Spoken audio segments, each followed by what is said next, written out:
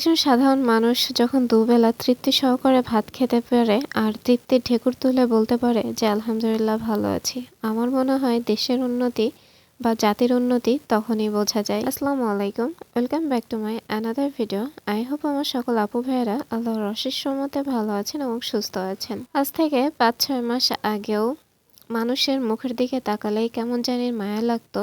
সবাই বলতো কি খাবো, বাজারে সব জিনিসের আগুন দাম।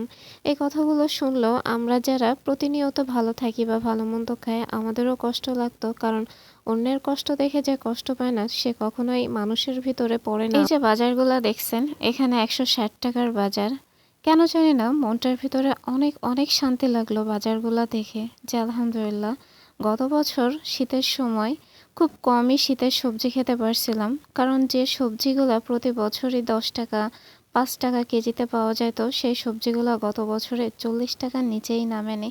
তো 40, 50, 60 টাকা দিয়ে সিজনাল সবজি খাওয়াটা একরকমের মধ্যবিত্ত পরিবারের কাছে বিলাসিতা ছাড়া আর কিছু না। তো রুহির আব্বু সন্ধ্যাবেলায় বাজার করে আনছে আর এনে আমাকে বলছে, নাও 160 টাকার বাজার দেখো। সত্যি কথা বলতে কি, এই বাজারগুলো দেখে কেন জানি না আমার কাছে সেই মানুষগুলোর কথা খুব মনে পড়লো, যে মানুষগুলা কিছুদিন আগেও আমাদের সামনে বলতো যে কি খাবো বা কি কিনবো, বাজারে প্রতিটা জিনিসের এত দাম, সবজির দাম এত। আজ দুপুরে আমি আমার ভীষণ ভীষণ পছন্দের একটা খাবার রান্না করব। টমেটো আলু দিয়ে রুই মাছ দিয়ে ঝোল। এটা অনেক সময় দেখা যায় যে আলু দিয়ে মাছের ঝোলের সাথে টমেটো ধনেপাতা দিয়ে অনেকেই খেয়ে থাকে, কিন্তু এই রকম টমেটোর পরিমাণ বেশি দিয়ে আলুর পরিমাণ বেশি দিয়ে কে কে খেয়েছেন অবশ্যই কমেন্ট বক্সে জানাবেন। আমি ফার্স্ট টাইমে আমার শাশুড়িকে যখন এই রান্নাটার কথা বলি, আমার মনে আছে আমার শাশুড়ি শুনে অবাক হয়ে গেছিল যে এতগুলো টমেটো দিয়ে তরকারি রান্না করলে সেই তরকারি খাওয়া যাবে তো, টক হয়ে যাবে না তো। পরে সে আমার কথা শুনে এই তরকারিটা আমার জন্য রান্না করছিল, আর তারপর থেকেই আমার এই পরিবারের, মানে আমার শ্বশুরবাড়ি পরিবারের সবারই এক রকমের পছন্দের খাবার হয়ে উঠছে। আমার ননদরা যখনই আমার বাসায় আসে তাদের আবদার থাকে যে সাদা ভাতের সাথে এই তরকারিটা খাওয়ার, আর আমি চেষ্টা করি, বিশেষ করে এটা যেহেতু আমার অঞ্চলের একটা খাবার, তো এই খাবারগুলো যেসব অঞ্চলে চলে না বা যারা খায় না তাদেরকে খাওয়ানোর। আর আমার কাছেও কেন জানি না এই খাবারগুলো তাদেরকে খাওয়াতে ভালো লাগে। এই পর্যন্ত এই রান্নাটা যতবার করেছি যারা যারা খেয়েছে সবাই প্রশংসা করছে, আপনারাও ট্রাই করে দেখতে পারেন, অনেক বেশি ভালো লাগে। আর এই রান্নাটা বিশেষ করে কাঁচা পাকা টমেটো দিয়ে করলে আরও বেশি ভালো লাগে। আমাদের জমিতে এই টমেটো চাষ হতো, আমার আব্বু করতো। তো যখন টমেটোটা হালকা পেকে যেত তখন সেই টমেটো তুলে নিয়ে মা রান্না করতো রুই মাছ, দেশে যে কোনো পুকুরের মাছ দিয়ে। তো আজও আমি সেই পুকুরের মাছ মানে রুই মাছ দিয়ে রান্না করব। একটা সময় আলু কোনো তরকারিতে দিতে ভয়ই পেতাম, কারণ আলুর কেজি 70 টাকা 80 টাকা ছিল, ভাবা যায়।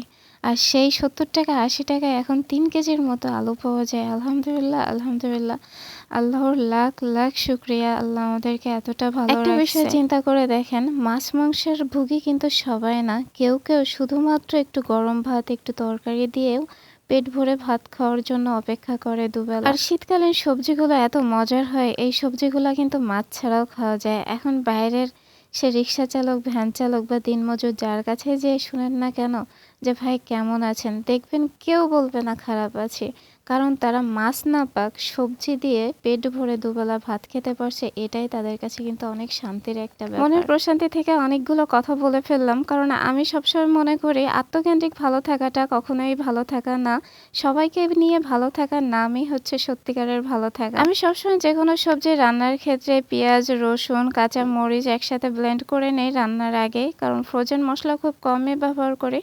তো সেম আজকেও করছি, করে মশলাটাকে ভালো মতো কষিয়ে নিয়েছি। কষানোর পরে যে আলুগুলো কেটে রাখছিলাম ছোট ছোট করে, সে আলুগুলো দিয়ে দিয়েছি। এখন আলুটাকে একটু পানি দিয়ে জাস্ট আধা সেদ্ধ করে নিব, যেহেতু টমেটো দিব। আর টমেটো দেওয়ার পরে যদি আমি আগেই টমেটোটা দিয়ে দেই তাহলে কিন্তু আলুটা খুব ভালো মতো সেদ্ধ হবে না, এই কারণে আমি একটু পানি দিয়ে আলুটাকে আধা সেদ্ধ করে নিলাম।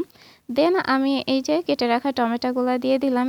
এই সবজি রান্নাটা খেতে, মানে এই টমেটো আলু মাছ দিয়ে রান্নাটা খেতে কি যে বলবো, এত মজা লাগে। আপনারা যদি না খেয়ে থাকেন, আবারও বলছি, তাহলে প্লিজ একদিন ট্রাই করবেন। আর গরম ভাতের সাথে দুপুরে খেয়ে দেখবেন, আমার মনে হয় আপনারাও অনেক অনেক বেশি পছন্দ করবেন এই খাবার। টমেটো আলুটা ভালো মতো কষানো হয়ে গেছে, ঝোলের পানিটাও অ্যাড করে দিয়েছি।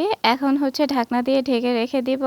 দেন এটা যখন ভালো মতো সবকিছু সেদ্ধ হয়ে যাবে তখন এর ভিতরে আমি মাছ অ্যাড করে দিব। আমি খুব বেশি একটা রেসিপি শেয়ার করি না, কিন্তু কিছু কিছু খাবার আছে যেগুলো, যেমন আত্মীয় স্বজন আসলে এই রান্নাটা আমার করে খাওয়াতে তাদেরকে মন চায়, তেমনই আমার আপু ভাইদের সাথে এই রান্নাটা কেন জানি না শেয়ার করতে মন চাইলো, তাই শেয়ার করে দিলাম।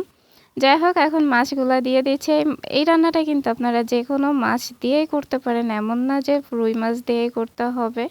তো এখন হচ্ছে ধনিয়া পাতা অ্যাড করব। শীতের দিনে আমার কাছে টমেটো আর ধনিয়া পাতা ছাড়া কোনো সবজি রান্না করতে ভালো লাগে না, আর যেখানে টমেটোর তরকারি সেখানে তো ধনিয়া পাতা থাকবে। আমার ভিডিওগুলো আপনাদের কাছে কেমন লাগে অবশ্যই কমেন্ট বক্সে জানাবেন। সবাই ভালো থাকবেন, সুস্থ থাকবেন, আমার পরিবারের জন্য দোয়া করবেন।